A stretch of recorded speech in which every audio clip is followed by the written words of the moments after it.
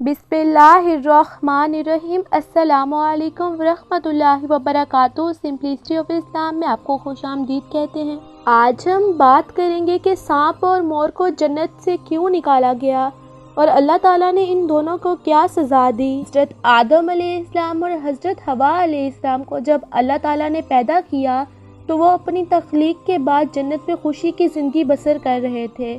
शैतान जन्नत और आलम बाला से निकाला जा चुका था, इसलिए शैतान के दिल में हज़रत आदम अलैहिस्सलाम के लिए दुश्मनी पैदा हो गई और शैतान इनसे इंतकाम लेना चाहता था। जब शैतान को ये पता चला कि अल्लाह ताला ने हज़रत आदम अलैहिस्सलाम को एक ख़ास दरख्त का फल खाने से मना किया है, तो शैतान मोर और सांप का सहारा लेकर जन्नत में दाखिल हो गया और उन्हें भगाने की कोशिश करने लगा।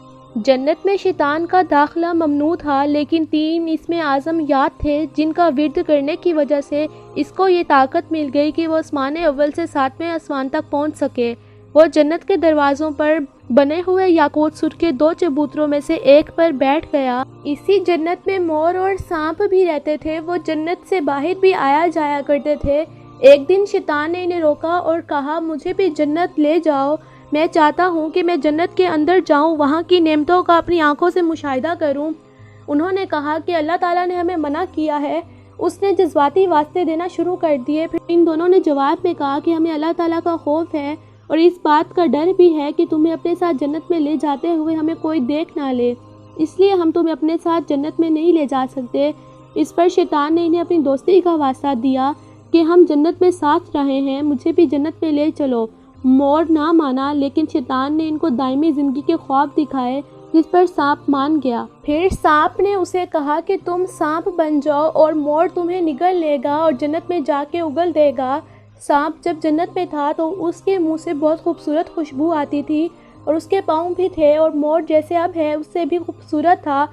इसके पाँव निहायत दिलकश थे। बस मोर ने जन्नत जाके सांप को उगल दिया। शैतान हज़रत आदम और हज़रत हवा को बहकाने लगा और कहने लगा, क्या तुम नहीं चाहते कि तुम पूरी ज़िंदगी जन्नत में रहो, और उन्हें उस दरख्त के पास जाने की लालच देने लगा। इस तरह शैतान दोबारा जन्नत में दाखिल होने में कामयाब हो गया।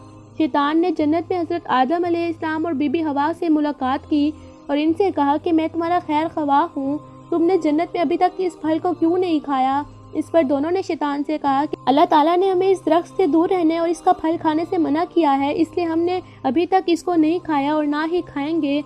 जब हज़रत आदम अलैहिस्सलाम सो गए तो शैतान अम्मा हवा के पास आया और इन्हें बहकाने लगा कि अल्लाह ताला ने तुम्हें फल खाने से इसलिए मना किया है कि कहीं वो फल खाने के बाद तुम ना मरने वाले बन जाओ और हमेशा के लिए जन्नत में रहने लगो।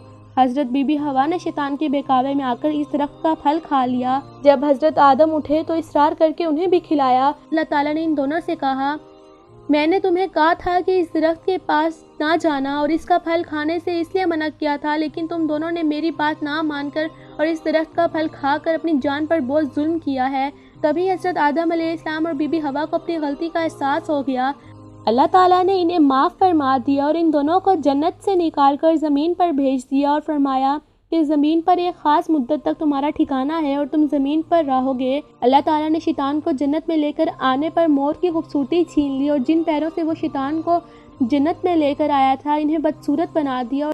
और जिस सांप ने मोर को शैतान की मदद करने का मशवरा दिया था, अल्लाह ताला ने इसके मुंह से अबरक की खुशबू छीन ली, सांप के मुंह में जहर भर दिया और सांप की टांगें छीनकर मोर और सांप को जन्नत की इस खूबसूरत जगह से हमेशा हमेशा के लिए निकाल दिया। उम्मीद है आपको वीडियो अच्छी लगी होगी। लाइक करें, कमेंट करें, शेयर करें, सब्सक्राइब करें। शुक्रिया।